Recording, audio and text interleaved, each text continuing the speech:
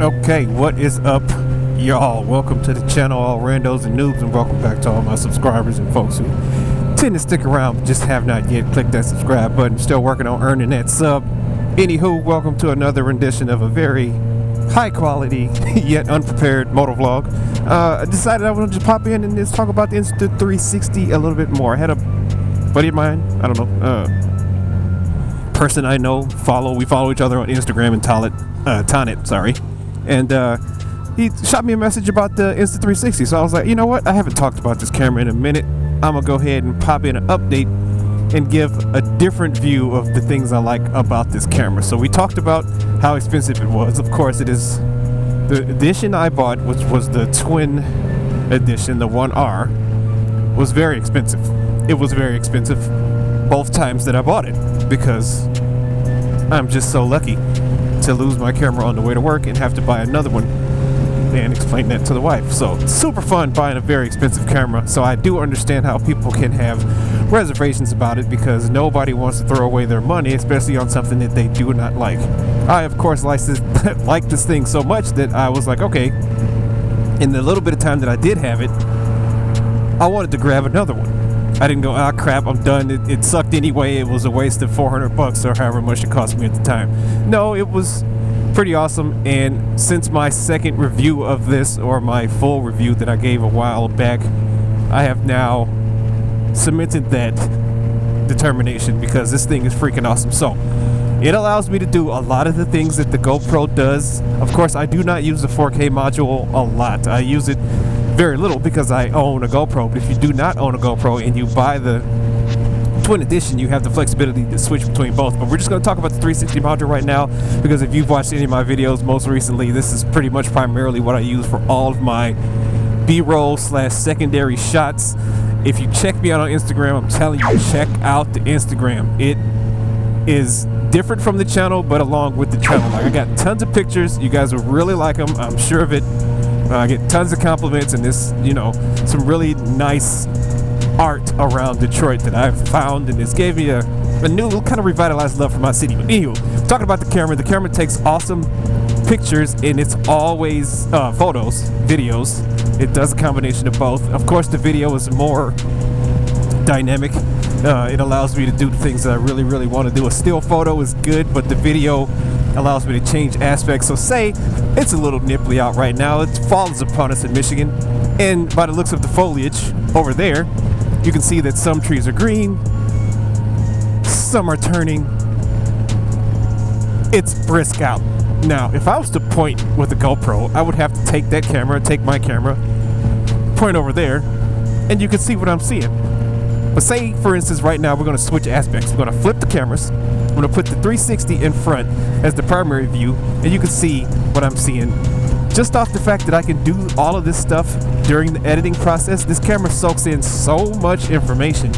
It allows you to do anything you want post video, and it is very helpful for those of us who suck at editing and suck at trying to figure out, oh, do I want the wide lens? Do I want the super wide? Do I want FOV? Do I want linear? If you don't have trouble making those decisions and you can do that stuff on the fly and it's easy for you, then good on you. But sometimes I'll leave it in a mode and I have no idea what I just did, and I'll shoot video and I'll go, damn it, that is not the mode that I wanted to use, but I've already shot the video, so I'm gonna go with it. I'm not gonna go reshoot it, because I'm not.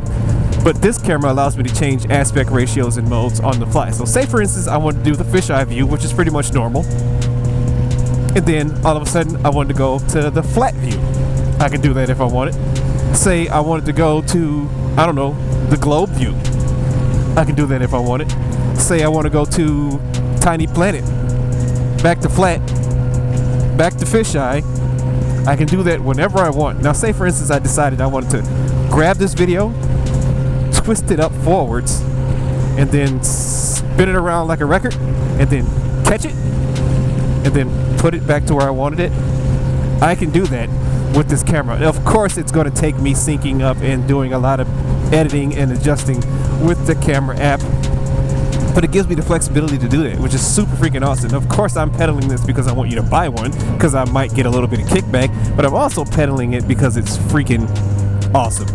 It is one of the most fun cameras I've ever used, and not to say that I do not like my GoPro. I love my GoPro. We've got a lot of cool drone shots this year without losing my drone, luckily. And I'm never going to knock the GoPro. GoPro is freaking awesome, but Insta360 for me right now, it's where it's at.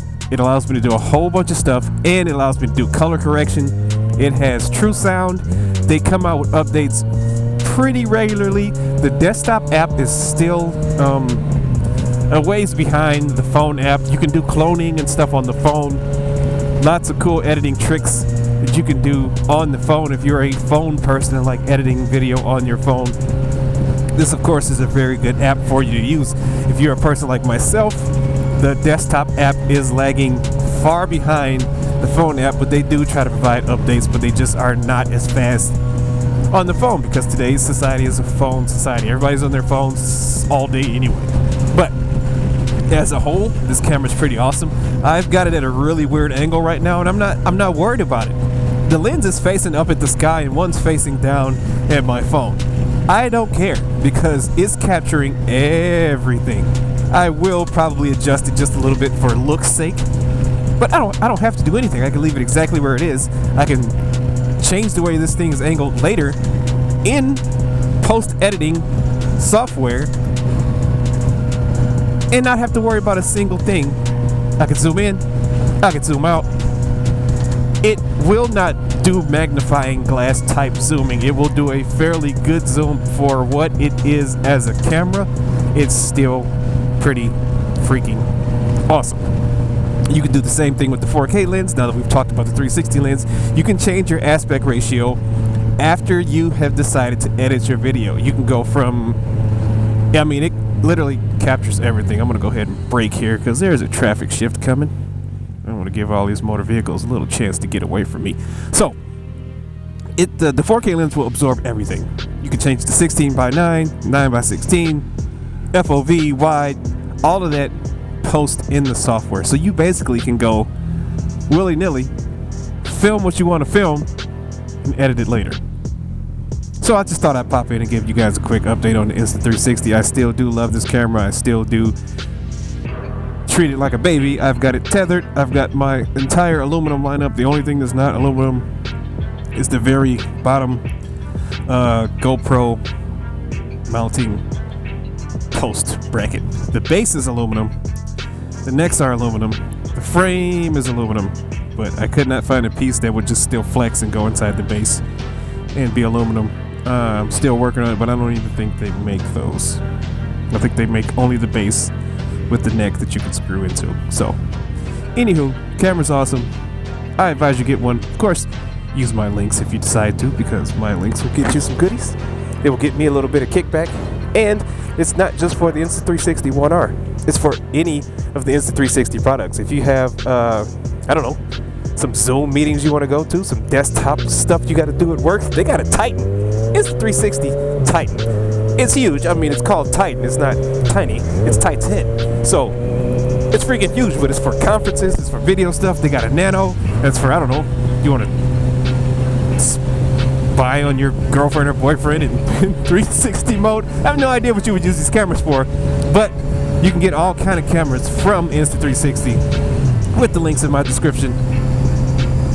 And of course, I appreciate you guys watching and listening to me yap about a camera that you may or may not be interested in, but I hope I pushed you a little bit to the edge to decide if you want to check it out or not.